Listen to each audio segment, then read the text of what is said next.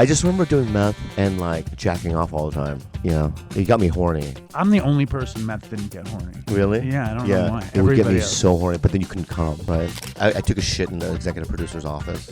And does he have a bathroom in the office? No. Why did you do it? Because he lied to me about Jackie Chan. Why did you break up? That's another hour. I think I had a porn addiction. Do you not have it anymore? No. Amazing. Yeah. If I had it now, I wouldn't be able to have sex with anybody. When did you figure out that porn was a problem?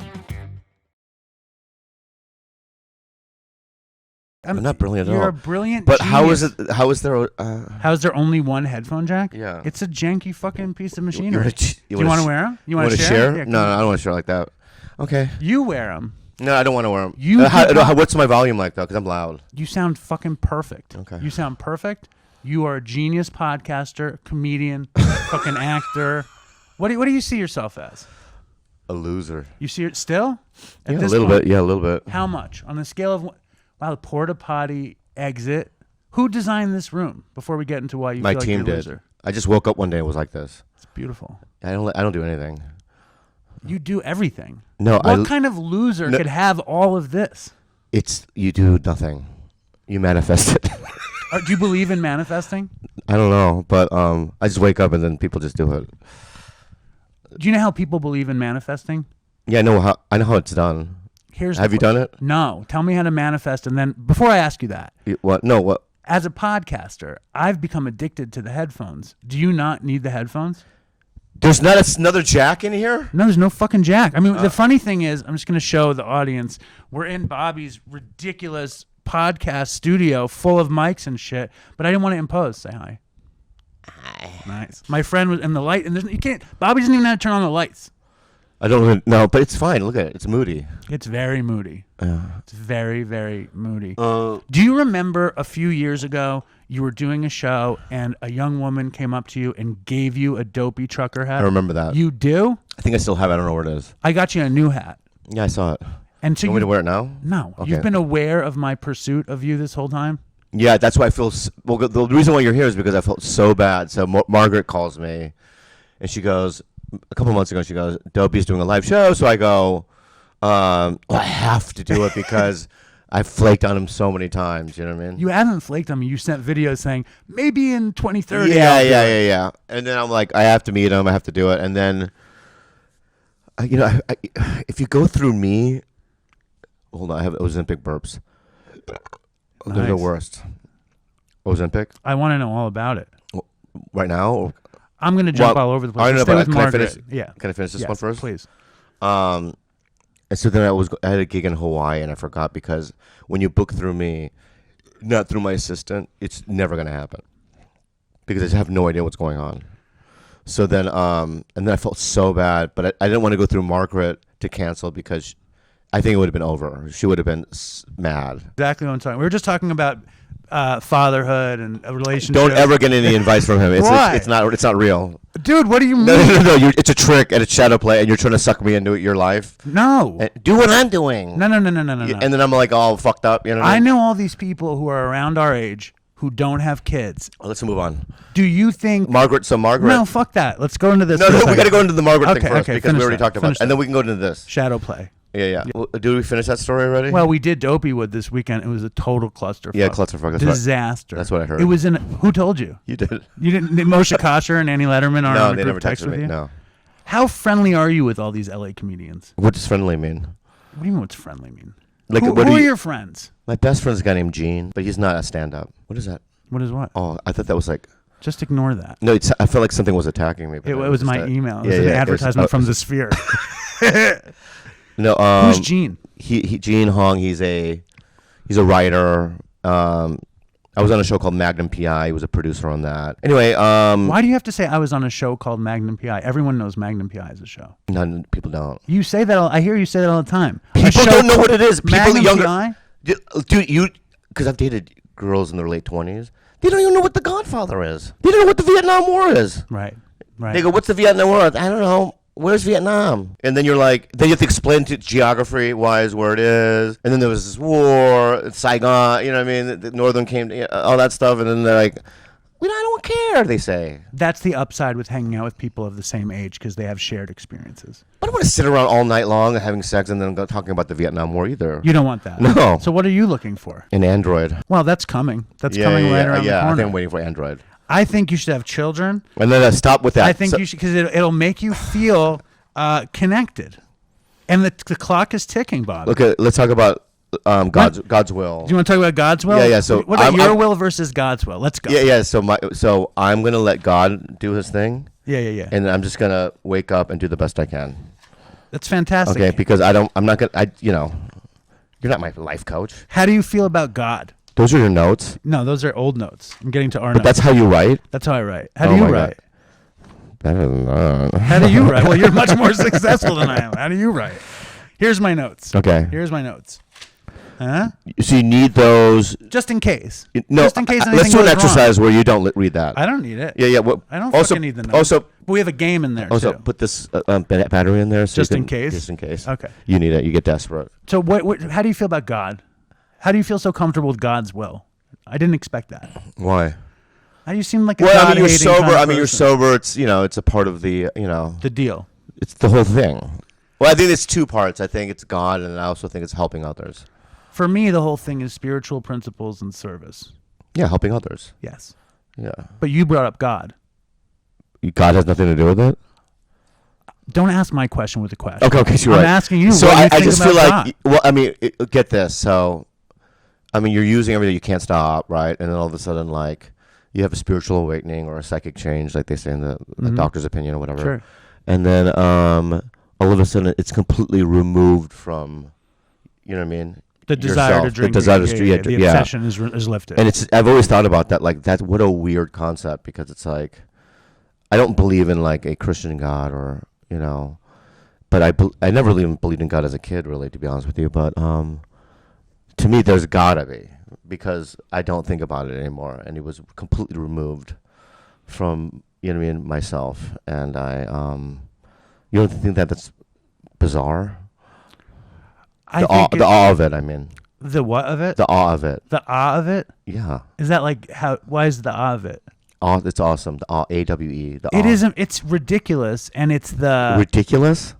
The awe is ridiculous. Is that not a good word? It's enormous. It's unreal that people who are drug addicts or alcoholics can ever get better. That's I mean, so when I was a kid in it, the first time I went when I was 17, I was like, I remember I went to this meeting. It's a men's meeting every Saturday morning, and there was like this fucking homeless guy that was a newcomer, and then I remember like a year later, he looked just way better. You know what I mean? I still didn't talk to him because he smelled, but anyway, no, but I remember going, whoa, this thing kind of works, you know what I mean? Not just my life, because I was still in high school, you know what I mean? So I was like, but to see like somebody change that was like, I remember being kind of homeless, was sort of like inspiring, really. Of course. When I look up your Wikipedia, it says in high school you did, it's gone. You're worried that I'm not professional. Just because I had to change batteries 2 minutes in. No, go ahead. Was that disappointing to you? Let's move on from it. I'm moving on. Yeah. It says in your Wikipedia. You have a gap between your teeth? I know. It's because they yanked teeth out of my head, and now my teeth are spreading. No, I like it. It's a good look. You think so? No, not a good look. I need to go to the dentist. No, keep going. See, what are you trying to do? You're not gonna get braces at this point. No, but I need to get 2 more teeth fucking No, I'm saying the reinserted. gap between your teeth now in the front. I just noticed that. It's new. It's happened because they extracted 2 teeth. And they extracted 2 teeth because I said on the show that I didn't want to pay to get implants. So a listener wrote in and said they could get me free implants. So I took a train to fucking New Jersey, and this guy pulls up, picks me up. He says, I'm on Oxys and Valium. Do you want some before you get the fucking extraction? And I'm like, no, thank you. You gotta go to a real place. What the fuck are you doing? He took me to some dentist in the hills of New Jersey. He was a good dentist. But then he wrote me that he got fired and that I couldn't get the implants, and I haven't taken action yet. And my teeth are spreading apart, and you noticed. My daughter noticed the other day, and she said that she liked the gap. I kind of like it too. Let's move on from it. 16 heroin and methamphetamines, it says in Wikipedia. How does that happen? Not heroin. That's what it said in Wikipedia. I smoked it a couple of times, but I didn't really shoot it. What's the first time you got high? God, you go right to the jugular, huh? Might as well. Why? Because you're going to go all over the place, and if we don't get there, we're not going to get to that. I remember sneaking beers in my dad's refrigerator in the garage and getting drunk that way. I like the way you pronounce garage. Garage. You really. Yeah. I want to pronounce because people say that sometimes I don't know how to pronounce things. So everything, now I'm trying to pronounce everything. And your father was a violent alcoholic. You say that over and over and over again. How violent and how alcoholic? I've hurt you. You look hurt. No, I'm not hurt. I'm just trying to think. Okay, I'm sorry. I mean, the pacing's weird here, huh? I feel like it's really good. Okay. I feel like I'm a really good podcaster. You're very good. Thank you. So, I mean, so I used to steal. Let's go. I think that's what's. I think we're going from one topic to another. No, we're dealing with your origin I know, story. no, because I'm in the garage. You said that when's the first time you used, and then you went to your dad, and then your dad's violent. Well, you said you stole the beer from your dad. Yeah, but I didn't really finish my thought there. Touche. Yeah. So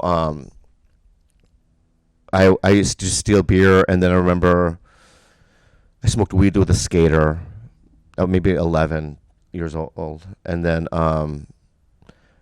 like really close after that, it was like meth, and then probably acid.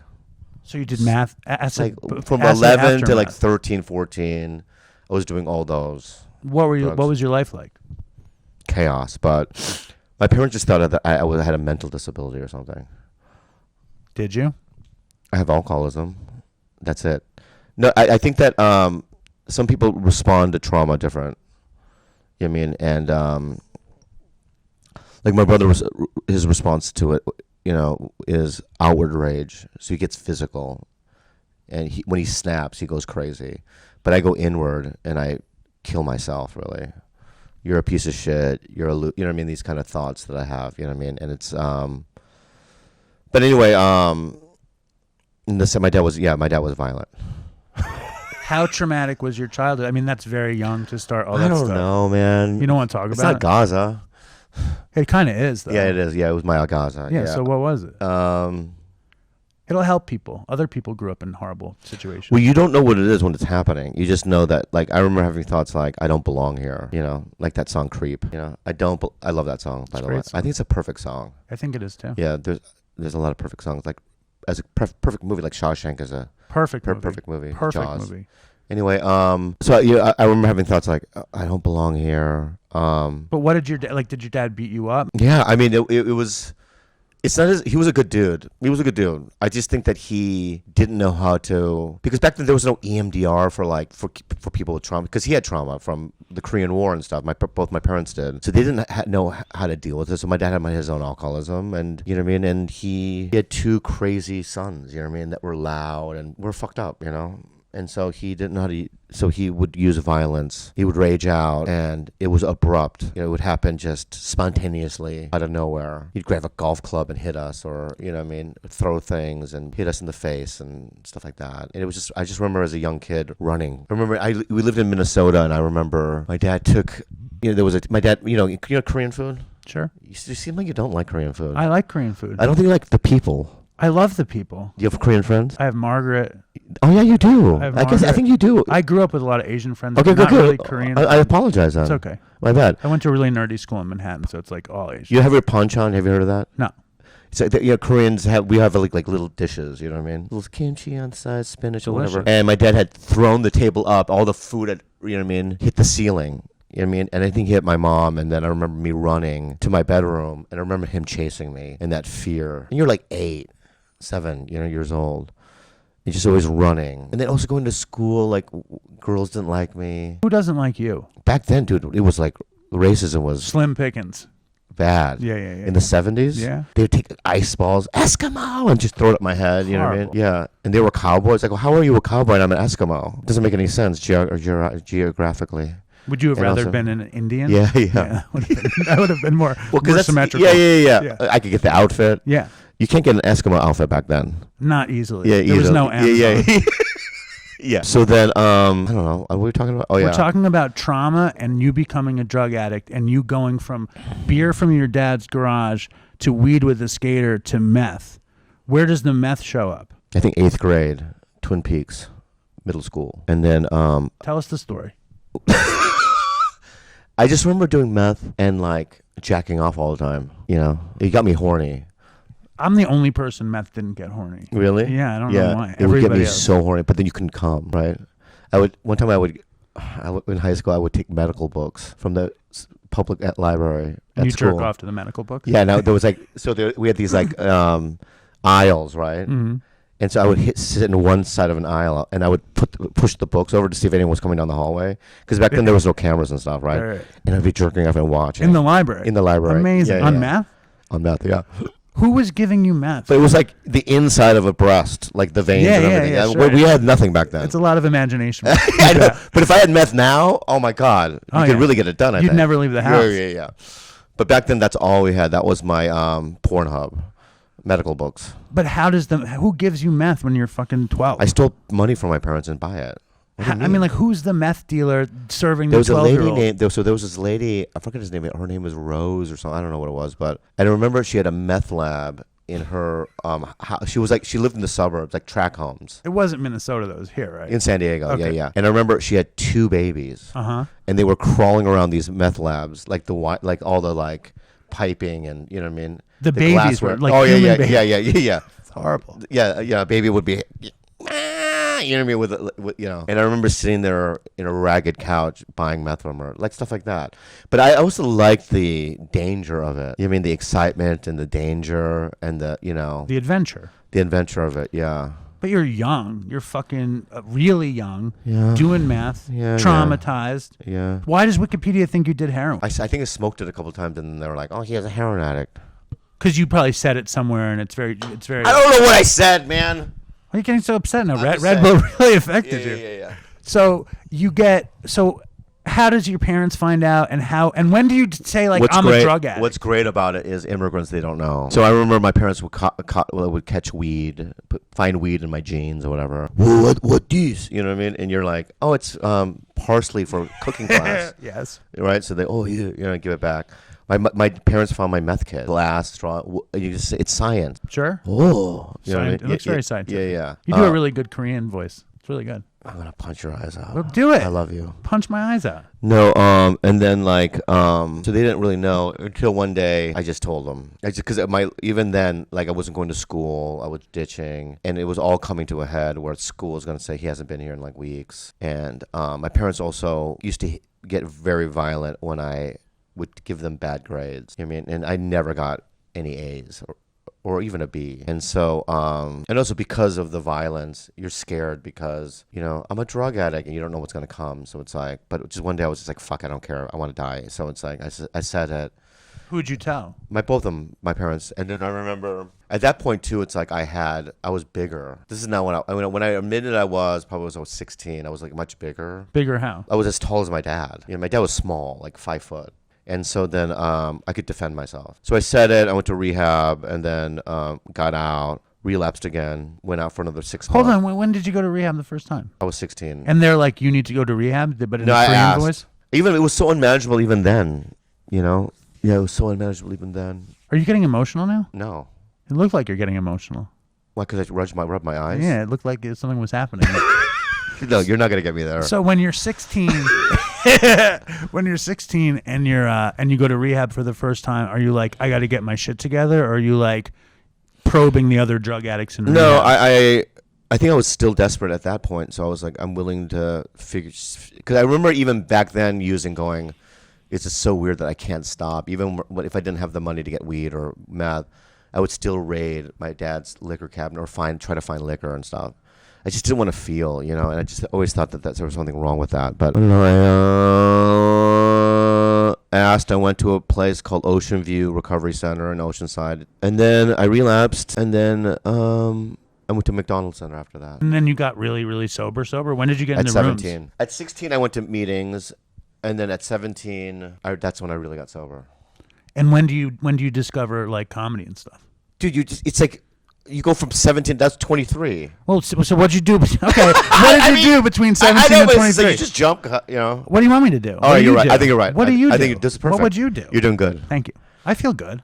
I You're feel having good. a I good feel time. great too. You Yeah. feel comfortable. What's weird because it's like I mainly just do comedy podcasts, and this is like a lot of real. It should be both. I know, but I just it's so strange to me that it's like kind of like You don't know what to do. I don't know what to do because it's like I'm being kind of real. I want you to be real, but I want you to have fun. Yeah, I'm having fun, but it's like I don't know how you go from that to that. I don't know. That's kind of our show. That's kind of what we do. And it's when we started the show, we had it as a comedy show, and then it wasn't rated, so we turned it into a self-help show. But it was meant to be a comedy show. Okay. 17 to 23. What did you do? What did you want to do? So 17 to 23 was when I was like sober. Mm-hmm. So I went to a lot of meetings. I remember I moved to like the beach area, Pacific Beach, La Jolla area. It's nice. And then I remember I was skating next by the Alano Club. You know what an Alano Club is? You don't know what an Alano Club is? No, I don't know what it is. I'm assuming it has something to do with recovery. Yeah, but I don't know anything about it. Yeah. Alano Club is like a place where people go to. It's 24/7 usually. People hang out there. There's meetings. It's like a fellowship, kind of clubhouse. Yeah. Like we have here in Radford Hall. That's kind of Yeah, like that. I've heard you talk about that place. Yeah. What? I've heard you talk about that place. So then, You don't know what to do. You don't No, know. so I was skating- You so- don't know to play it straight or get emotional or make fun of me. And you're like, I what know. do I don't know what to do. Yeah. Just I mean, chill. Just Just so have I it skated. be comfortable. You're amongst friends. Shut up. You are. I was skating next to the Alano Club in Pacific Beach, and I remember people playing chess and like hanging out there all day. And I remember thinking to myself, like, I think I was like 21 or something. I was thinking, there's just no way I can do this. Like, if that's my future, I'm fucked. Because number one, I have no money, even though I'm sober. Number two, I can't get girls. You know what I mean? And then when you're in that predicament, like, I think I was the first incel, maybe. I don't even know what an incel is. It's involuntary someone doing celibacy. Right. Okay. Yeah. Okay. And racism was still large, Prevalent. and Yeah, you, very prevalent. And you didn't get to be who you were supposed to be yet, so you're not getting it done. Yeah, you kind of feel invisible. You're like, you don't know what you're doing. You're also a kid. You're a kid figuring it out. Yeah, I think you're right. You were a skater. Not really, but I had a skateboard. Nice. I could travel with it. I didn't know how to ollie. You couldn't ollie. No. I had a traveling skateboard. Yeah, too, you and travel. I wasn't an ollier. Yeah. No. And so I remember having that. And I also remember going to I remember there was this Saturday night speakers meeting in La Jolla where it was like a Pacific Group thing. Sure. But they asked me to do like the 5-minute opening story. And I crushed. And I was You got laughs? Yeah, I was unintentionally, but it was a crush. I love that. Yeah. Like, I remember because there was a podium, right? And I remember something dropped, and I went down for like a little long time, right? And then I just came back up and I go, I'm back. You know what I mean? Or something like that, said something. And everyone just cried. It was just the way I was doing it. You know what I mean? I remember them going, I like that. And then I remember so then I shared at a place called North Park Men's. And then this is a part of my story. And this old man, and I never saw him before or after, but he goes, after the meeting, he pulls me aside outside and he goes, I think you should do comedy. Amazing. Something like that. So you discovered it But I was doing improv. I was in improv. Gary Austin. I was taking Gary Austin's improv class. So it wasn't like a stretch. It wasn't like you didn't have this interest. You show up to AA, you get laughs, and you're like, holy shit, I'm meant to do this. Yeah, because I just remember, even in senior year in high school, I remember loved improv. Doing improv, it made me laugh. When did you do improv in high school, though, just in general? In drama class. And you were good at it.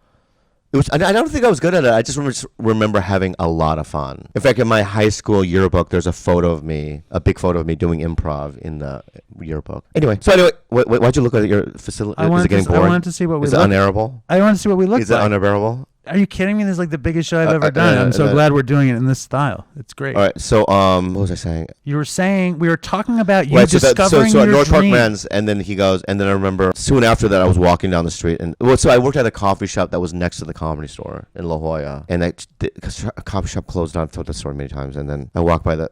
You hate this story? I hate it. Why? Because it helped wanted son, and I got a job there, and then, but I think instinctually I was like, I think this is the direction. That's what I think about God is that you just kind of walk around. And shit happens to you. No, but you have to kind of say yes to things, right? So you have to go, you see a help wanted sign, instead of going, oh, maybe later, maybe I'll get a better job. I just knocked on the door and go, hey, and they remembered me from the coffee shop next door that, Fred did, the manager. And then he goes, yeah, be a power back or whatever. I've always been kind of like, okay, I'll do it. I think that's the thing about, I don't know if that's an AA thing, but it's like, you think it is? It is an AA thing, absolutely. But I always say yes and regret it later. No, I get that too. Yeah. But then you don't know what's going to come from it. I love how much you hate retelling this story. I think it's fantastic because you go on every fucking podcast in the world. They ask you the same questions. You have to. No, say I never. What? Yeah. What? The other thing is that traditionally on Dopey, comedians are the worst guests because they don't know what to do if they should play it straight. No, I've already decided. I'm going to play it straight. No, I want you to be funny. No, I can't. You are so funny though. I'm already not funny right now. Do whatever you want. I don't care. See, you hated that. No, but the thing is, most of the time, why didn't you like that? I loved every second of this. I love every second of it. Okay. The comedians usually suck on Dopey because they hate Dopey. They think it's not important and it's not worth their good time. It feels great to be here. I'm here. You live here. I'm here. Yeah. Anyway, what? Did you enjoy early recovery? Yeah. You did? You were into it? I remember going to Balboa Park in San Diego, and there's a museum there. And I remember going to the museum with the little money I had and sitting there and just looking at all these paintings, right? And I remember going, I'm alone. I have barely any friends. I have a sponsor and stuff. You have AA friends. There's also no cell phones, so you don't really know how to get a hold of people, really. You just kind of like, and I just remember sitting there looking at paintings going, wow, this is what it's like being alive. And feeling of some peace with no money, no food, you know what I mean? But still having some semblance of like, I'm living. Is the dream of like comedy in you at that point? Like, when do you first do open mic? So I'm working at the Comedy Store as a bar back, and I just do it in that time period. I don't remember, like maybe a weekend, 2 weeks in. Did you kill the first time? No. You sucked or you were okay? But it happened rapidly for me. It's so cool. I mean, I think it's so cool to be somebody who doesn't know what they're going to do and stumble on something and become great at it.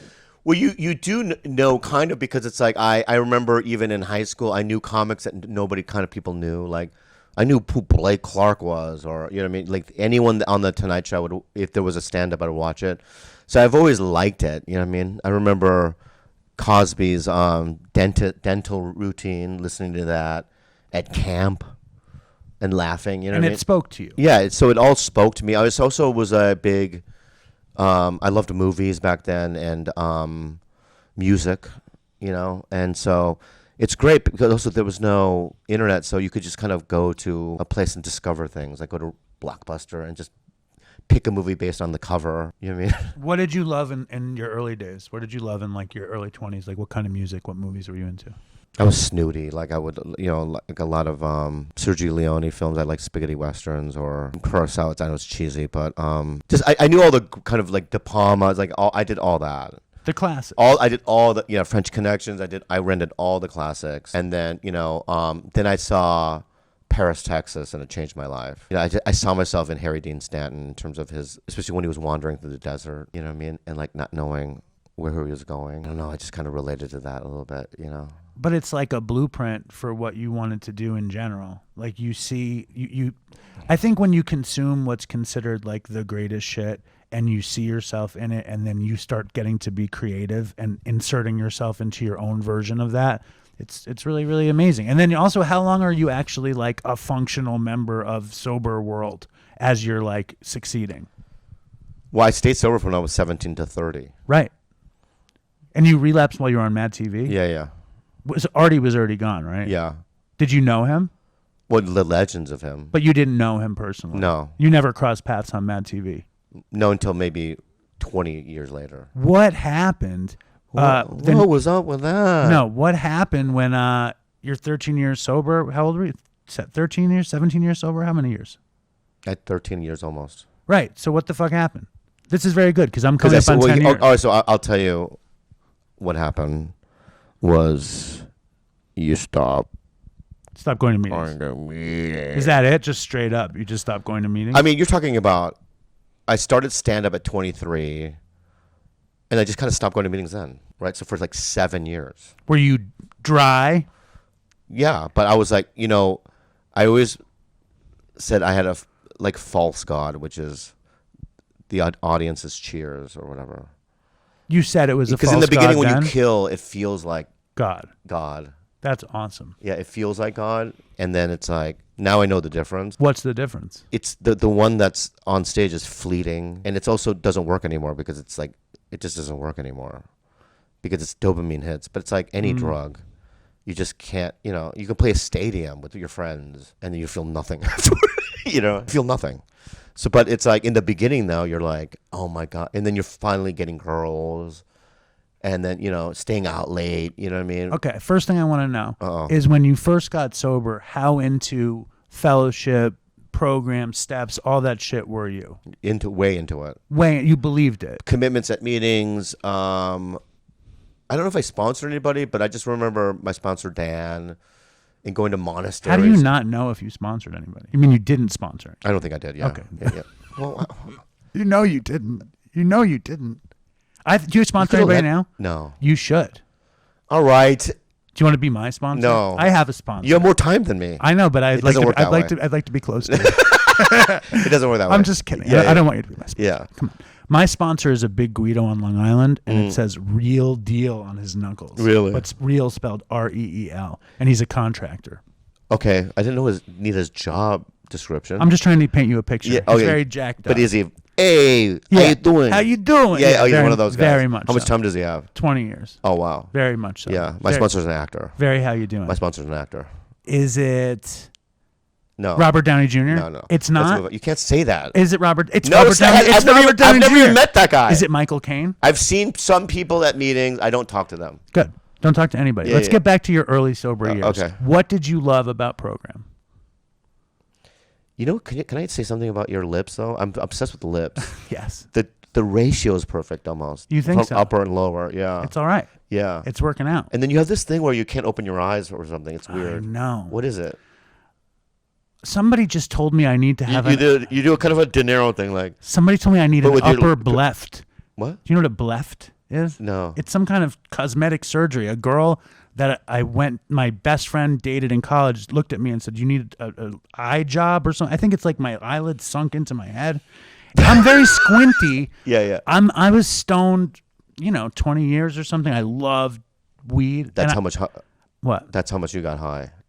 I think so. I think I'm permanently squinting from the bud. Wow. But I was probably always squinty. I'm just a squinty Jew. What do you want from me? I like it. All right, good. Thank you. Yeah. And you like my lips. You like my lip The ratio. proportions are great. It's fantastic. Yeah. I haven't gotten this many compliments in my whole life. Yeah. So thank you. I haven't. You don't love the Gap. The Gap. I do like the Gap. You don't love the Gap. It's cute.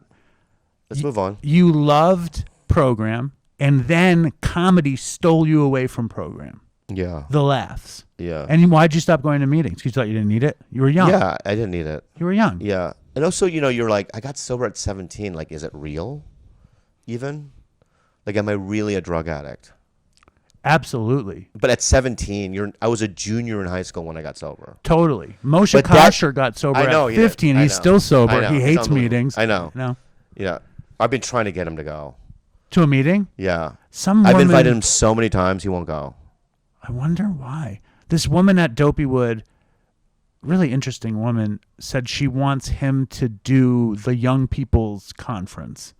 Like, because he used to run the young people's conference in the Bay Area or something. He has it. I don't know what the issue is, but he always says, I have this main issue with it. I'm like, yeah, but it's like, you don't think I have issues with AA? I have many issues with AA. Okay. But it's like, that's not why. When I go, I just feel better. Oh, me too. It's really an unbelievable thing where it's like this weekend I was in Hawaii with someone I kind of like, laying on a white beach, right? And in my mind I thought, a meeting feels better than this. Really? Oh yeah. What I find is that if I don't go to a meeting for a week and then I go to a meeting, I don't like the meeting. I need to keep the pump primed to like the meetings. If I take a break, I don't like it. But if I keep going, I love it. I'm the opposite. If I don't go for a while, and sometimes I'll choose to go to a good meeting, like a speaker meeting in a church or something, and then I see friends that haven't seen me in a while. That's nice. And I feel like I'm at home. That's the best. Yeah, it's an instant. Even when I'm on, so I did a movie in Oklahoma City 4 or 5 months ago, and I remember I had a night off, and I went to some. I've been doing that lately. Like I've been doing these independent movies like in the Midwest, and then you have days off. I've been going to meetings. I don't care where it is. Even when I'm like in a full room full of like country whites. Do they recognize you? No. Nobody talks to you? No, and they're like they have like oxygen machines. They're like, who's this Eskimo? Yeah, and then when I walk in, there's definitely like a stare. Like the record skips and it stops? Yeah. And they're like, what is he doing here? But you still find commonality with them, and you feel an instant connection. You know what I mean? Even afterwards, they go, "Hey kid, you know your ride home? You know the hotel, man. You want to go get something to eat? You know what I mean?" And you're like, "Yeah, Clifford." Do you go out with Clifford for dinner? Yeah, You sometimes did? I do. I'll fellowship with people. Do you share Yeah, every time? No, I was in Dallas and I went to a meeting, and I 8 of the people at the meeting we went to Denny's. And you went with them? Oh yeah. You have a lot of laughs? Yeah, and they know who I am, but it's like it's a completely different kind of relationship because it's like I also tell them, I go, I'm not Bobby Lee here. Like I'm, you know what I mean? Like treat me normal. It's like one of us. That's they the thing. want to help I don't you. I don't understand how I don't understand how people go to like celebrity meetings. Yeah, I don't understand how like I know comics are sober and they're like, yeah, I only go to this invite. You know what I mean? It's like, yeah, but then you're already saying, you know what I mean, to yourself that you're different. 100%. Right. And so it's like I need to feel like I'm the same as everyone in the room, like some you know what I mean? Because you are. That's the whole Some point. plumber. The whole point is humility and not being unique and all of that stuff. Yeah, I want to feel like a part of the group. One thing I think is really interesting is you were young and you were like, I love this, I love sobriety, I love meetings. Then you find stand-up, and you probably find friends in stand-up, and you find acceptance in stand-up. You feel fellowship there, yeah. And you get that, and you're like, oh, I don't really need this, and I might not even be an addict, and I'm going to play it safe, but no. But you see evil too. So what is that in comedy? period, There's though? evil. Let's talk about that period, though, this dry period where your career starts to really expand. And what are you looking at? Because that thing happened again. I always feel like someone's attacking me. I never remember to put it on Do Not Disturb. Why don't you do that? I don't know. How much time? That's great. I never remember. How long does this go? I can go on forever. But We're gonna go for a long time. We're gonna go until you've had enough. I know, but here's the thing. Yeah. You have a flight, no? I'm good. Okay. I'm fucking good. Okay. We're not gonna go that long. What do you have a limit? An hour. That's it? I'll do an hour, whatever, 15. That's what I want to do. Okay, good. That's perfect. Okay. So I want to talk about that period first. What period? That fucking dry period where you get famous. There were some behaviors early on in the Comedy Store scene where you went, I thought, that goes against my AA instincts and values and ethics. Give me an example. I can't. And who are you coming up with? I can't. What's the Comedy Store scene? You can't say that either. It's Marin and all those people. No. Who's in there? All those people. This is San Diego. Okay. Yeah, I don't know those people. I don't meet those people until like 20 years later. All right. So it's just the San Diego comedy scene. Mm. But I was, you know what I mean, I had chosen the shores. You know, Mitzi and Pauly, you know what I mean? I waited on him at Katz's one time. Was he nice? No. Oh, no. He was not nice. He was a jerk off. God bless him. God bless him. God bless him. God bless you, Pauly. He's softened, though. No, How long it ago, wasn't though? that long ago. It was 10 years ago. Yeah, he's softened since then. Yeah, he was a total dick. Yeah. And because I was too into One time it. I was with him, and so that's because he was the first guy I met. Yeah. Early on. When I met him when I was like 23 years old. So one time he goes, I had no money, and he used to come to San Diego, and he used to pick me up. He goes, let's go to Jamba Juice, because Jamba Juice was new, right? And so I remember there was a line out the fucking, like, I'm an hour, because, you know, Jamba Juice was a hit in the beginning. Yeah. It was just like Wicked or It's like whatever. inventing Not Wicked, but- smoothies. Yeah. It was like Wicked. Thank you. And so I remember he goes, follow me, dude. I go, where are we going? And he goes, the front. And he cuts in front of everyone. At Jamba Juice. At Jamba Juice. And Wow. he goes, excuse me, bras. And back then, no one said anything. But I just He remember. had the long curly hair at the Oh, time. yeah. But, I shouldn't say he's a jerk off. He was fine. He's a great guy. I'm a jerk off. Without him, I would have nothing. Really? With his family. You would all to Pauly and Mitzi Shore. Oh, yeah.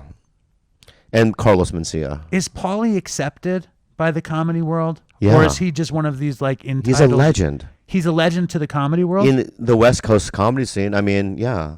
I remember when I was in high school and he was on MTV, and Did you like him? No, I didn't like him.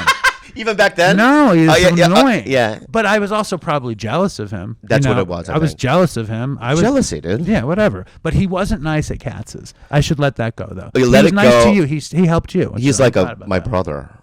He's like Sick. an uncle of me. Sick. Of mine, I mean. Did he stop doing his podcast? He did that for like a second. He has one now. That's great. It's a new one? I don't know what it's called, but it's live and it's fun. There's bands in it. Yeah, I know, but I think they stopped doing it. Or maybe I just unfollowed him I because think I couldn't stand to look at him.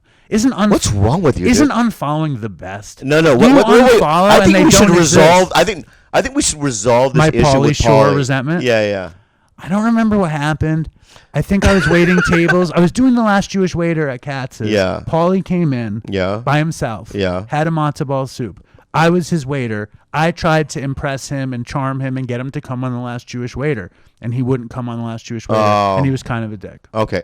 What I think you perceive it as a dick because he said no. Right, and why should anyone say yes? Yeah. Why it'd should be weird. anyone I know. say It's, yes? Yeah. It's not like you're ridiculous. like John Mulaney. I am ridiculous. I fucking hound everybody, and when they say no, I'm like, this motherfucker. Like, why should You're like John Mulaney. Why should any? You're important. I'm so much like John Mulaney. Yeah, you're very We have important. a lot in common. I know. Why shouldn't they say yes to me? Yeah, exactly. Bobby, tell me why. I think now. I mean, I've your podcast now has been a part of my Yes. what? You've never listened to my podcast. I understand it, but I've known what it is for years. That's good. Right, so I almost can't say no. Like when the gig came out, I said yes, although I flaked.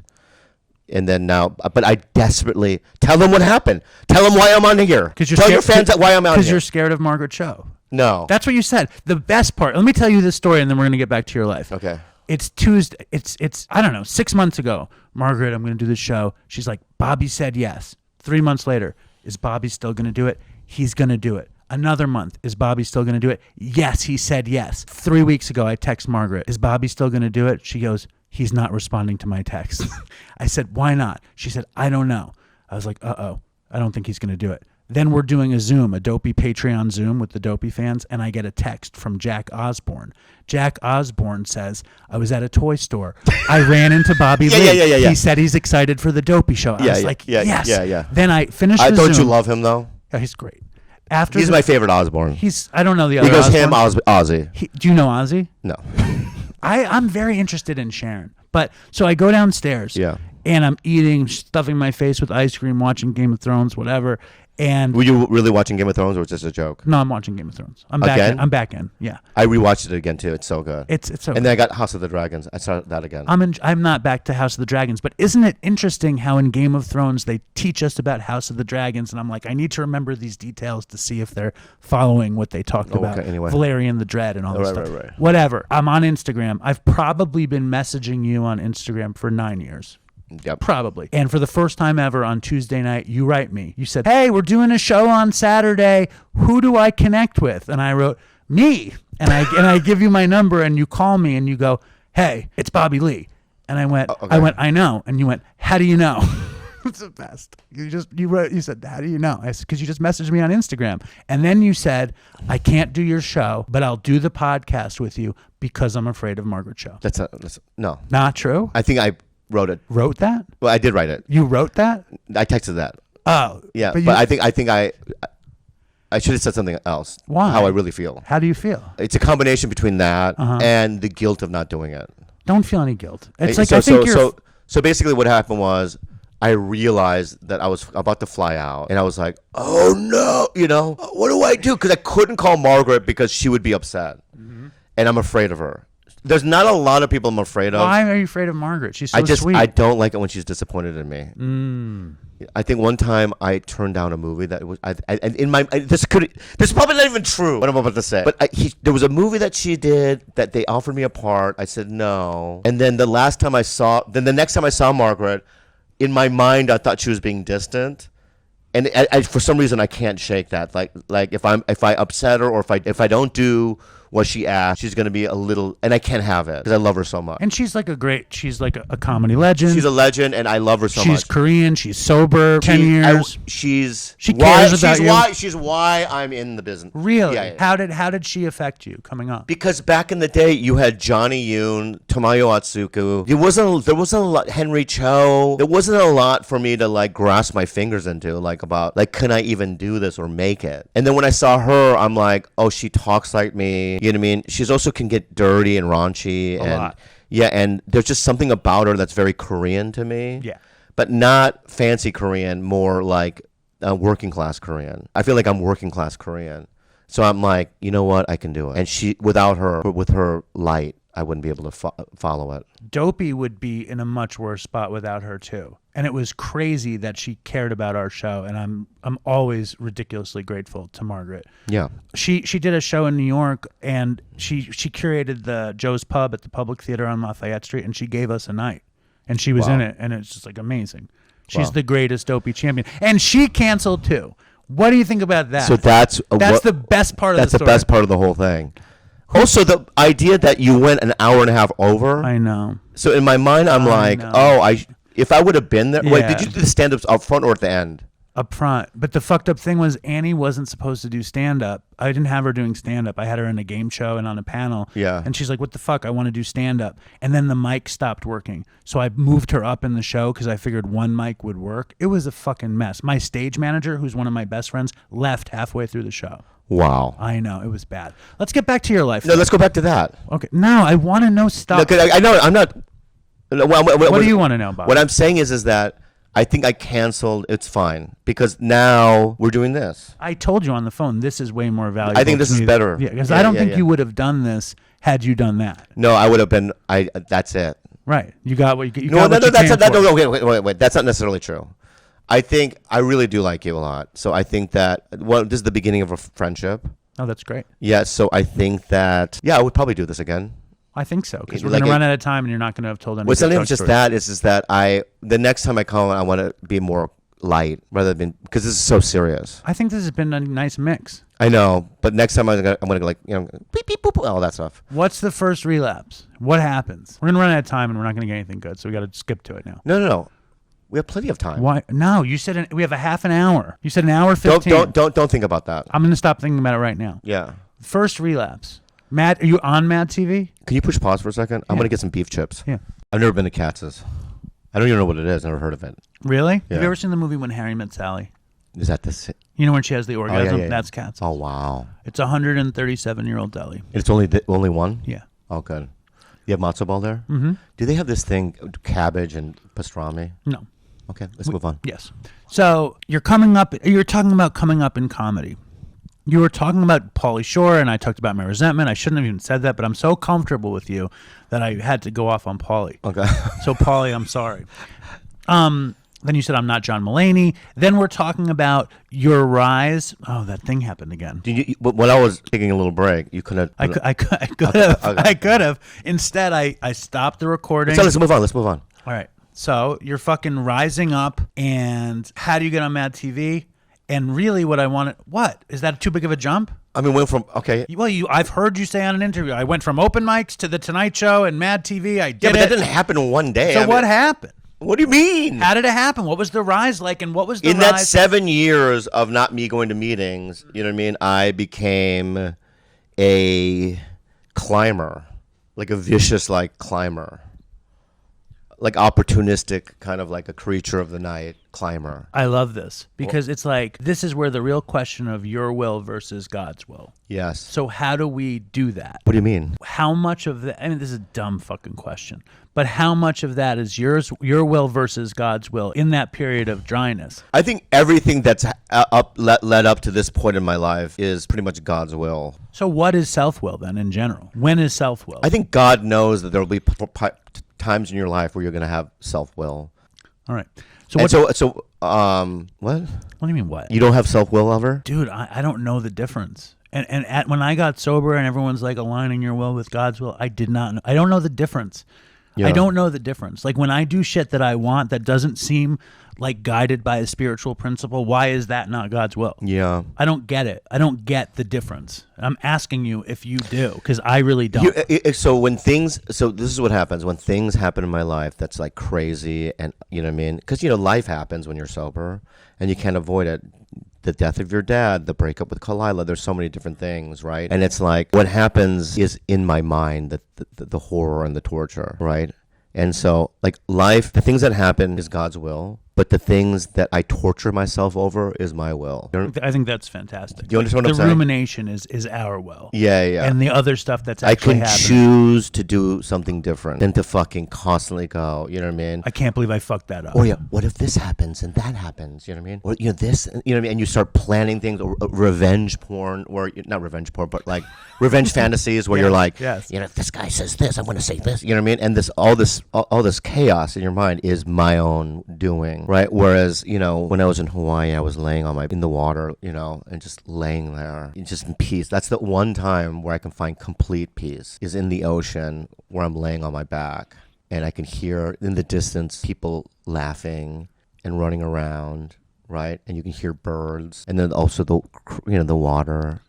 You know what I mean? And the world is happening with or without you. Yeah, that's the one place where I can find true peace, is there. I love that. It's beautiful. God, you wanted to kiss me, huh? A little bit. Yeah. But I'm not going to act on that. Yeah, I'm not going to act on it either, man. So 'Cause that's self-will. That would be self. That's That would self-will. not be God's will. Yeah. So you relapse on. I couldn't Mad just TV. leave a beef chip like that. I can't be eating beef chips while I'm making this very important show. Okay. This show is like the least important show. Finish the beef chip, maybe. Well, I'm not going to eat it until the end of the show. Oh, okay. This show is probably the least important show that you will do. That's not true. But one man's ceiling is another man's floor.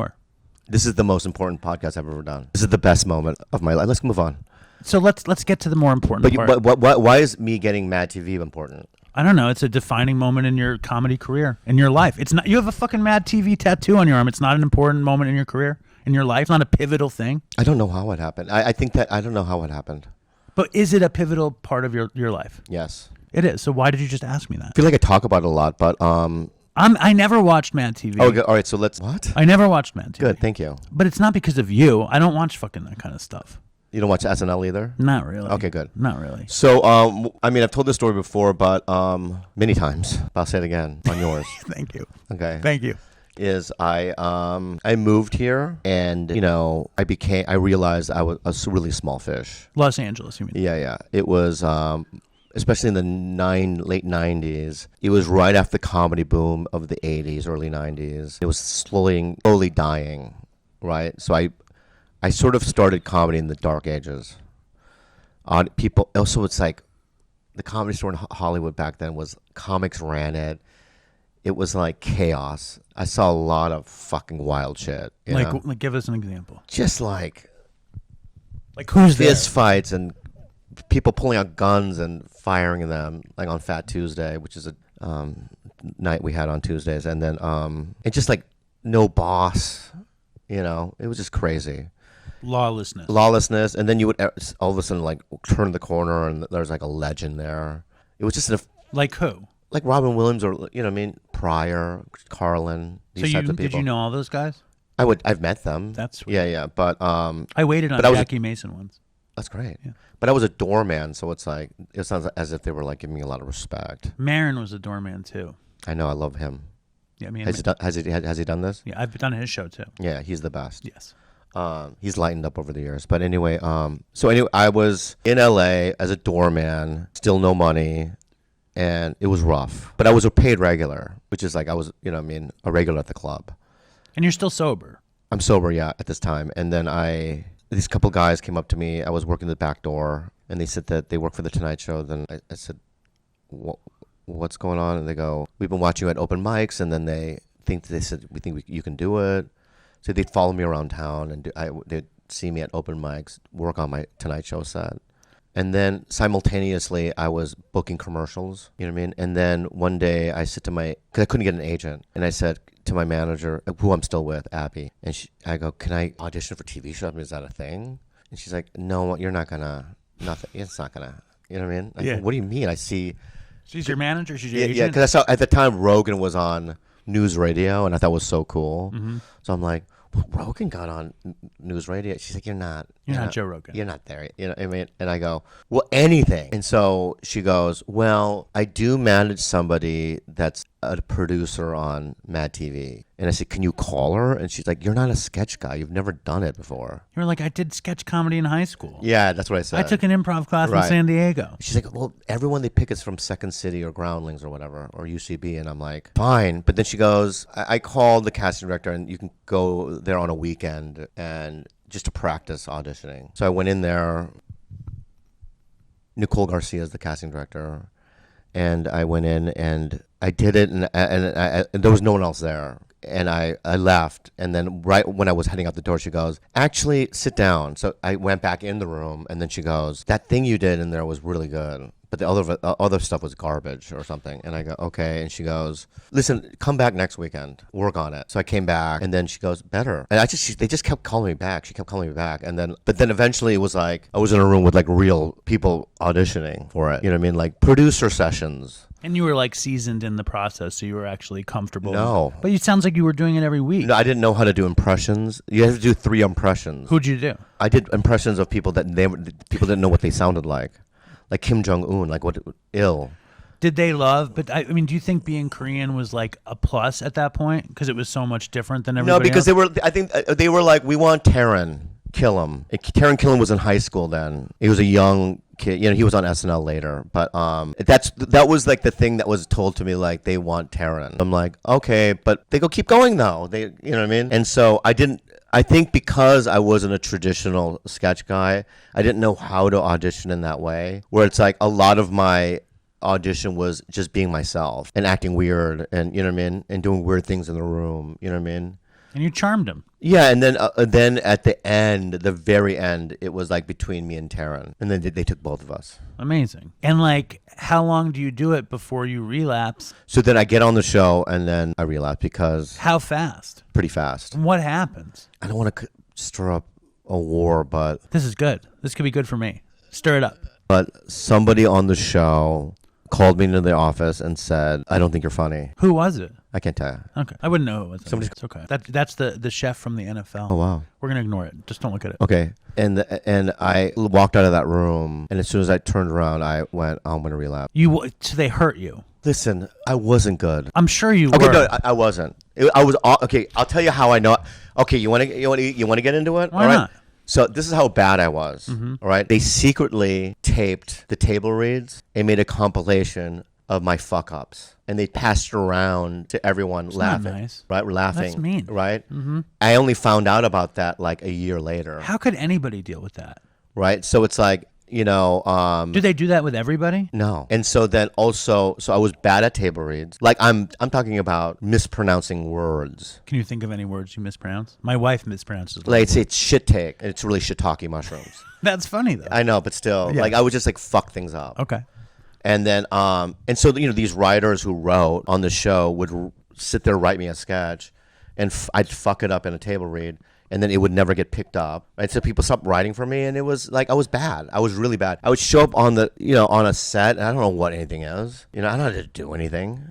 Well, what were you supposed to know? Right. And so I was so lost, and the pressure. You know, back then it's like pressure. it's a network show. You know, You're a kid. I'm a kid. There's like I'm a stand-up, and then there's like a live audience, and they're like, and then back then we didn't have teleprompters. We had to memorize every line, right? So it's like you're being thrown out there, and I just the pressure of it, and I just like, you know what? I think doing drugs is a good time to do it. And I probably wasn't an addict anyway. I was a kid. I knew it as instantly when I took it. That you were. Oh yeah. What did you take? It was Vicodin And where'd you get it? from this guy named, I can't say his name, but Was his name Ari Shafir? no, Who was it? I can't tell. Okay. But he gave it to me. He would get these horse tranquilizers too. There were Vicodins for like horses. So there were these long blue things, right? And every dime I made, and also back then you weren't making a lot. You're making, it would be like, you get 4 episodes this year, and you get $4,500 or whatever. But every dime I made show went into drugs. First Vicodin, it hits you, and Then weed. But are you just like, oh my God, I need to feel like this, and this relieves the pressure? I would take 30, 40, got to like a day. You know, the Artie Lang story was that while he was on tour, he would eat so many Vicodins that someone was just like, this is going to kill your liver. You need heroin. Really? Yeah. And that's how he got on heroin. Wow. That didn't happen to you. No. You just ate all the Vicodin. It didn't go to Percocets or Oxys? No, I would do all those too. I would do everything. I would do a lot of Valium too. Yeah, I love Valium. Yeah, Valium's the best. But you like Valium more than Klonopin or Xanax? Or is it all the same? It's all the same to me. So you make it, your dream comes true, you're on a TV show, they say you suck, you fucking relapse, and then you start killing on the show? My sponsee told me that on Mad TV you're making like 5 times the money that everybody else was making. Later. Okay, so how does that happen? Well, I was on the show for 8 years. Well, and you're using the whole time. No. So the second year, I was taking so much, I couldn't like, when I would wake up in the morning, I had to take at least 4 or 5 pills just to wake up. You know what I mean? Or I'd go into shakes. would you just eat them or would you ever snort them? No, just eat them. And can you tell us, is there any good drug story of that period that can cross your brain? I don't remember this, but I remember being in Vegas, and this is gonna be so bad, but I would jerk off in public. Really? Yeah, and then I was at a Elton John concert, and I got thrown out of it because I said something to Elton John. What did you say? I can't say it because I can get canceled for it. It's a homophobic slur? Can I do a bleep it? Yeah, sure. I go. Really? Yeah. Did he dance? No, as soon as I yelled it, the security grabbed me and they threw me out. But I don't remember doing it. Did you ever meet Elton? No. Oh, Yeah. I would love to meet Elton. Yeah, me too. I love Anyway, him. I would just do things. I took a shit in the executive producer's office. And does he have a bathroom in the office? No, yeah, on his No, his you desk. did not. Yeah, I did. How does that happen? You pull your pants down, you take a shit. Why did you do it? Because he lied to me about Jackie Chan. What did he say about Jackie Chan? What do you mean? What did he lie about? I wrote him a letter saying that I want to be on the Jackie Chan sketch because I knew Jackie Chan was coming, and then he goes, he never responded, but I remember turning on the TV and Jackie Chan being on the show, and I didn't even know. And then so I took a shit in his office. And at that point, were you like king of Mad No, TV? I was using drugs, dude. No, I was on my way out. They had a lot of experience with drug addicts on that Yeah, show. so thank God for Artie. What did they know? They were like, Bobby's So all they gave me an fucked up. intervention on the show. What did that look like? Who was there? I remember some Fox executives and like people are like, you got to stop. And so then the last. Did they talk about Artie at the intervention? No. Okay. His name never came up. So the 1 week they gave me an intervention, and so on a Thursday I remember they go, we have one more live sketch before the end of the season. You have to do it. So I go, okay, and so on a Thursday I quit. And I knew Duncan Trussell. Sure. So Duncan Trussell and his girlfriend at the time, Stephanie Escajeda, Okay. came to my apartment in Silver Lake, right? And they ransacked my apartment and they took every pill and drug out of my place because I was determined, right? And then You were determined to get sober? I had to stay sober for Friday's live. I didn't want to get fired. And then Did you get sick? I was death. I remember they had to carry me into the car and they took me to Albertsons to get me fish because I hadn't eaten. And I think Duncan made a fish dinner. And then he goes, bye. And he took all my drugs and they left. You know what I mean? And then all night long I was shaking and vomiting and shitting my pants. It was fucking terrible. Then the next day I show up at work and I'm like in rehearsals, I'm shaking, sweating. And I was playing Connie Chung. They put the Connie Chung makeup on my face. Is it the story you wanted? This is fantastic. So then they put me in front of the audience. And when I did Connie Chung, there's no teleprompter, so I had to memorize every single fucking thing. I couldn't do it. I knew I couldn't do it. I just knew I was in over my head. I was withdrawing from opiates, and then I'm on a show, and I can't do it. So as soon as they said action, I said, good evening, I'm Connie Chung, or whatever. I shit my pants. On the set? On the set. Wow. And then they took me off the set. Did they know? Yeah, I had stockings on. Wow. And then I go to my green room. I knew I was fired. And so I packed my green room, the dressing room up in my car. I didn't go to the rap party. Did you get drugs? No, the next day I went to a place called the Optimum Health Institute, which is like a place where people with cancer get wheatgrass. But that's where I ended up because my manager was like, you can go there and I can go there to lose weight. So you went with her? Yeah, That's but she thought that was recovery too. Did they give you any like methadone or No, Suboxone? nothing. And you just went there? So for like 3 or 4 days, I was just sitting in that Sick. bathroom sick. I could have died.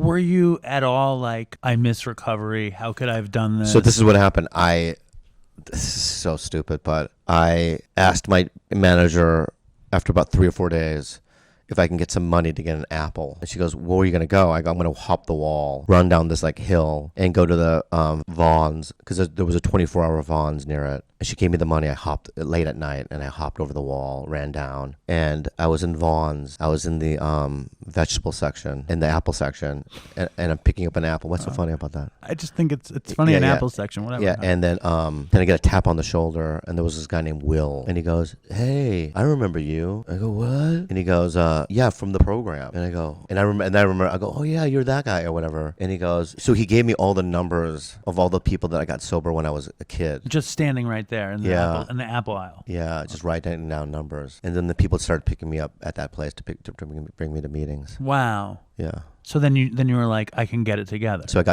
from then on, I stayed sober for 17 years. After that, you stayed sober for another 17 years. Yeah. Wow. And then my dad died and I relapsed. When was that? 2020? Before that, like 2019. So I wanted to talk about what are you looking at? Time? You're worried? What do you got? What happened? I think it's great. What's happening? I just always look at the time. I do too. Yeah. So you wound up killing it on Mad TV, killing it in stand-up. The podcast boom happens, and you happen to jump into it. Did you enjoy it all immediately, podcasting and such? Well, podcasting happened in a desperation. I was still sober, and my career was dying. Why do you say that? Because I wasn't working. No stand-up? I was, but I was like half room sold. You know what I mean? They have to comp the whole room kind of a situation. And I was like not making a lot over the weekends. And I was like, when that happens in your career, you dive into AA. So that's what I did. I dove right back in. And then I met this girl, her name was Kalila, on Tinder. And we moved in together. And then she goes, let's start a podcast. I go, no. She bought some equipment. What year was that? Fuck, man. I think it was 2015. It could have been that. I think we both started the same year. Yeah, it was 2015-ish. Yeah, that's the year I got sober. Yeah, and then we started it, and we didn't make any money for many. You fell in love with her right away? Yeah, we didn't make money for many, many years. And was it hard to do a podcast with your girlfriend? Because I would go on the road over the weekend and would just do it. I mean, and then eventually I started getting, I don't know how fast, but like getting guests to do it. Well, you had a lot of fancy, famous, funny friends. At the time, I used a lot of, like Jordan had already done Get Out, so I can call Jordan because I did Mad TV with him. And then that movie's crazy. It's a great movie. Yeah. And then I like every comedy relationship I had, I begged people to come. Well, wasn't podcasting the greatest thing in the world for stand-ups in general? Well, that was the time when not everyone was doing it. Like Mark and Rogan were doing it, and then and then I was the next wave of them inspiring me to do it, and it's been a life changer for me. What's your favorite part about it? I just love everything because it's like, it's a different kind of fan base where they kind of know you better, right? And so you can have conversations with them, and it's also not joke. You can do this, be real, and you kind of. I've always had a problem with the gatekeepers in Hollywood, like the elitists of Hollywood, of just like, no. Right, now you can be like, fuck you, I'm going to do it myself. Well, they don't ask still, but it's like, I can still go fuck off. But they're always like, we want Ronnie Chang. And I'm happy for everyone to work, but I was just never the it Asian dude. I think you're kind of it now. No. Well, for me, you're the it. I know, you're the white guy for me. That's amazing. Yeah. But Jew? Yes. You're the it Jew guy, but came out weird, but it's all right. But so I'm thinking also, yeah. You fucking make it huge on Mad TV. You hear some negative shit, you relapse. You make it huge in podcasting. You're with beautiful girlfriend, hit podcast, probably stand-ups coming back, and your dad dies, and you relapse. But it can't just be that. I think the success. I stopped going to meetings. Why? Because of success. Talk about it. That's why I go to meetings now. Because you're so successful. Yeah. But I go to a lot now. But you're still new. So the question is. 3.5 years. So that wasn't. This is 2025. That was when. I relapsed a couple of times. Yeah. So I want to talk about the first time. God. What, you don't want to talk about the first time? The first time was my dad died. So your dad died and you run out and buy Vicodin? You get an edible? I knew he was dying. So I bought. What did he have? He had a bunch of strokes and then all of a sudden he had other ailments that had kicked in. He was dying. He was in hospice. And that week, I went and bought weed at some of these stores around, but I didn't do it. You didn't have the feeling that if you do that, you're fucked. You didn't. The pain of my dad dying was too great for me. And you weren't going to meetings. I wasn't going to meetings. So I remember getting on the plane to go to Phoenix, and then I took gummies and stuff. How are edibles compared to smoking weed? It gets you sober fast for me. I took like 1,000 milligrams of gummies a day. For how long? For months and months. And it became, I don't know if this is true. I think I've read this somewhere, but the adverse things were happening when I was, when you smoke weed, you get munchies, right? You can giggle. That's not my experience with them. When I smoke weed, I get speedy and I can't sleep. I can't eat. You get paranoid and crazy? I get paranoid and it doesn't work. And you didn't take why didn't you take benzos and opiates on the relapse? Because you were scared because of the last one. When I was 30, it was such a bad what do you call it? Recovery that detox. I just remember, you feel like your spine's gonna snap off. It's the worst. But anyway, I can, there's the last couple of relapse, I can only last for like 2 or 3 or 4 months, and then I have to get sober again. But that last time, 3.5 years ago, was during the breakup. Why did you break up? That's another hour, Give me a little bit. No, that's another hour. Just a little bit. Yeah. I think I had a porn addiction. Do you not have it anymore? No. Amazing. Yeah. If I had it now, I wouldn't be able to have sex with anybody. Was it that serious of a porn addiction? Yeah. So I just don't do it. Do you do SLA? No. I have a therapist. We have contracts with my therapist. And did you know that? When did you figure out that porn was a problem? Every relationship. This is the first time anyone's ever talked about this on the show. So I'm happy every relationship was ruined because of porn. Every relationship. You know what I mean? You stop having sex with them. You prefer porn over them. The intimacy fizzles out, and all of a sudden, you're trying to get out, and you get out, and it's like it's been the story of my life. And so I'm doing things differently, where I'm like not jerking off. No jerking off at all? No. Zero? Yeah. Never? How much sex are you having? Healthy amount, but it's healthy. You know what I mean? It's daily? No. Okay. Sometimes I'll go 4 or 5 months without it. And no jerking off. The jerking off thing is new. It's new in the last 3 months. Okay, how is it? It's great. I've been doing it. What? It's interesting. You have beady eyes. How am I? Now my eyes are beady. I love them. It was a second ago. Safe. They're so safe. They feel safe. Yeah. All right. So fucking. What about your eyes? Oh, I thought you said you had as much time as I wanted. Let me look at the notes. Let me look at the notes. Go to the notes. We're gonna go to the notes, and we have a little game. I gotta go get another beef chip. All right. Go. All right. We're gonna go to the notes. Oh yeah. We could go to my cousin Jeremy's questions. We could. What about your? This might get you upset. Your reputation of being flaky. Pick up the mic. You want to eat your beef chips? These beef chips are really delicious. I'm not going to eat any though. People used to complain about me eating on the show, and it made me crazy. What's wrong? What is it? Flaky times, good times, flaky. Bobby Lee is flaky. You don't give a shit? I don't give a fuck. You don't give a fuck? Man, what's up, brother? That's it? What do you mean? Like people, like at the show when I said Bobby Lee isn't going to come, people were like, I'm not surprised. I didn't think he was going to come anyway. Yeah, but still. Doesn't that bother you? What about suiting up and showing up and all that shit? Bobby? I show up to a lot. You stop masturbating. I show up to a lot. You stop masturbating. You can be less flaky. You'll feel good about it. I bet you feel better about being less flaky. Really? Than not Am I here off. right now, guy? What's up? I set it up to come here because I knew you couldn't not come. Hey, guy. I set it up here. Let me ask you something, guy. Right? Yes, sir. Right? Red eye last night. Right? Clear. No, don't even get that. Doesn't even deserve. That doesn't deserve a high five. Okay. I apologize. Right? I had 2 hours of sleep last night. Right? 2 hours? Yeah, because I was like, it's much. I know. Up here? No, not even down below. Down here. Not even down below. So I'm here now. You are. Right, so I don't know what you're doing. What did you think about me scheduling it at your house? Did you like that? I don't care. I would have met you anywhere. Do you know the reggae Jewish singer Matisyahu? No. I had to schedule it at his house too.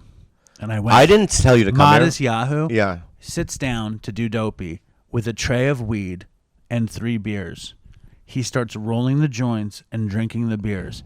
After the 3 beers, he calls to his 16-year-old son, I'm still thirsty. the son says, "Daddy, there's no more beer." He says, "Get the vodka." By the end of the interview, he was telling me I wasn't a real Jew. It was amazing. But but I thought this was a sobriety.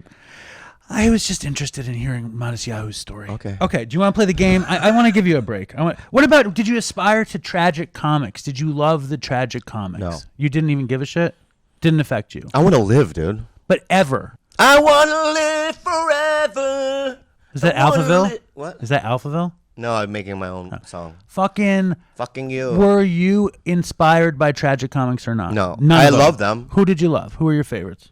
Well, John Belushi. John. I'm friends with Jim, so I ask him questions about it. But What about Bad Friends? When did that start? 6 years ago. Which one do you... let's play the game. You want to be done with this. Okay, the game is this or that, okay? And I'm going to say a thing, and you're going to say this or that, all right? Matchbox or Hot Wheels? I thought you liked toys. Hot Wheels. All right, fuck it. Sake or tequila? Sake. Thai or Vietnamese? Vietnamese. Chocolate or vanilla? Chocolate. Marin or Rogan? Marin or Rogan? You got it. Come on. It's fine. Rogan. Marin. Marin. Okay. Joe Rogan is addicted to Katz's Instagram, and I make Katz's Instagram. So I think there's... Rogan. Thank you. Marvel or DC? Whew, that's a good one. You know, I like DC, I think. Really? Yeah. Why? I don't know. I don't know. I like Henry Cavill. Let's move on. I don't like him. Oh, he's the best. I don't like him. You're saying that he's not the best Superman? I don't think so. Who's the best Superman? For me, Yeah. I mean, a cartoon probably, but Christopher Reeves, if not. Not for me. Henry seems too dark and Australian. I don't want that. I want an American Superman. You know, but when he smiles at, not me, but when he smiles at, I saw Superman again, Returns last night again. No, Is that the Superman, new one? Man of Steel. I mean, I saw Man of Steel again. What's the new one? It's not out yet. Who's that? Is that Henry Cavill again? No. He looks better than Henry Cavill. Fuck off. Why do you like Henry Cavill? He looks like a When bad he smiles, guy. I get... He looks like a bad guy. Anyway, let's move on. Sorry. Beatles or Stones? You don't care. Beatles. Okay, Belushi or Farley? Belushi. Mad TV or SNL? Mad TV. Edibles or bong hits? Edibles. Really? Yeah. Really? Yeah. Doesn't make you crazy? Bong hits are so satisfying. Yeah, but it hurts my lungs. Go ahead. Were you a real stoner or not a real stoner? I'm the best kind. Okay. Artie Lang or Andy Dick? Artie. Andrew Santino or Kalila? Fuck. I know. Andrew. All right. Annie Letterman or Esther, whatever her name is? Esther. Okay. Heroin or meth? Heroin. You never even did heroin. I like opiates. Okay. Larry David or Jerry Seinfeld? Larry David. Yeah? Yeah. Ari Shaffir or Theo Vaughn? Why you're trying to cause wars? I'm just having a good time. No one watches my shit. No one cares about anything I do. I can't answer that. Good for you. Bad Friends or Tiger Belly? I can't answer that. This is a question that's not even a good question. Go ahead. Avatar or The Legend of Korra? Such a bad question. I know, that's the last one. Who wrote that? I did. Yeah, pretty good. Do you like Avatar or The Legend of Korra? How'd you think this went? I had a great time. Me too. You had a good time? Yeah. People were... I'm glad. Bobby, thank you. I love you. So we have each other's numbers. Yes. Let's continue to do this. If you ever need anything from me... And please vice text me. versa. I'm not going to bother you. No, always bother me. Dude, That's the only way to get into my heart. I'm fucking annoying. No, you're not. Thank you, Bobby.